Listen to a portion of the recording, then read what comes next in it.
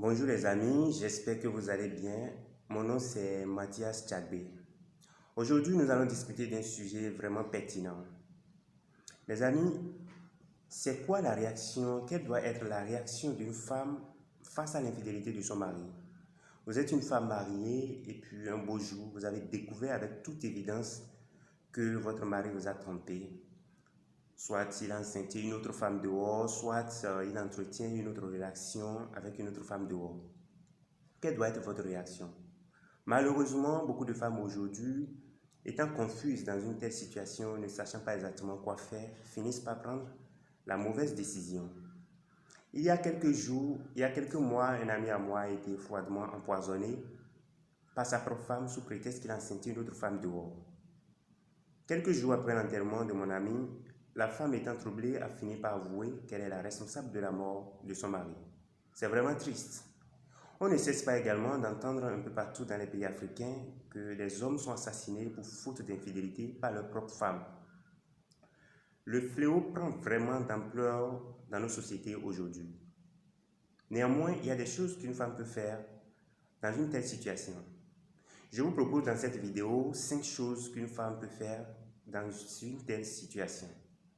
Vous savez, lorsque vous découvrez l'infidélité de votre mari, une des choses, la première chose que vous pouvez faire, c'est de faire un petit voyage. Aller chez une tante, aller chez une cousine, aller quelque part où vous pouvez changer de l'air. Éloignez-vous un peu de l'homme, le temps de réfléchir afin de prendre une décision que vous n'allez pas regretter plus tard. La deuxième chose que vous pouvez faire, c'est de convoquer votre mari au tribunal pour faute de trahison. C'est aussi une solution. Et la troisième chose, si vous êtes une femme chrétienne, la troisième chose, c'est de vous lancer dans un processus de pardon et de réconciliation. Faites-vous accompagner par des spécialistes. Ça va aussi également vous aider. La quatrième chose que vous pouvez faire, si vous ne voulez plus rester avec cet homme parce que ce qu'il vous a fait, ça vous a profondément touché, ça fait mal, et vous ne voulez plus rester avec lui, c'est de demander le divorce. Vous pouvez divorcer et continuer votre vie ailleurs.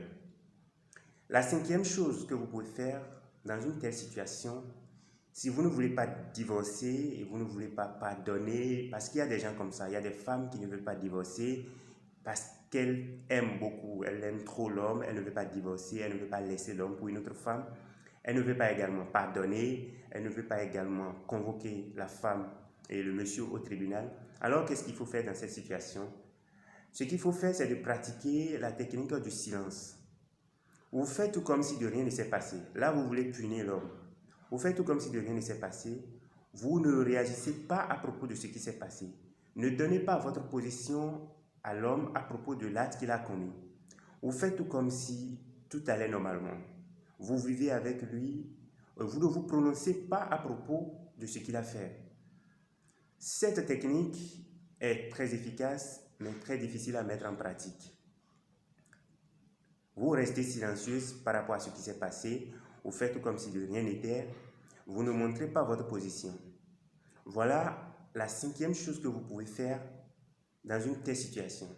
Et cette dernière technique, ça va faire souffrir psychologiquement l'homme pendant longtemps que vous n'allez pas vous prononcer par rapport à ce qui s'est passé.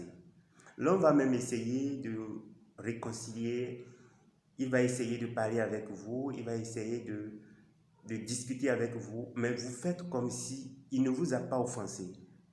C'est une solution, c'est une technique qui marche pour beaucoup de choses dans la vie.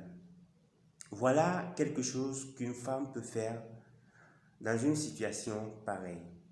Bien que toutes ces choses que je viens de citer ne soient pas des choses souhaitables, c'est quand même mieux que de tuer un homme pour une faute d'infidélité. Les amis, je voudrais que vous laissiez vos commentaires après avoir regardé cette vidéo afin que ensemble nous puissions éradiquer ce fléau de notre société. La vie d'un être humain n'est pas la vie d'un animal pour qu'on puisse sacrifier n'importe comment. Aujourd'hui, beaucoup d'hommes meurent silencieusement dans leur couple et la cause c'est leur propre femme. Je vous en prie, ensemble, éradiquons ce fléau. Laissez vos commentaires si vous avez aimé la vidéo. Alors, likez la vidéo, abonnez-vous et partagez. On se revoit dans la prochaine vidéo. Je vous remercie. Mon nom c'est Mathias, votre frère.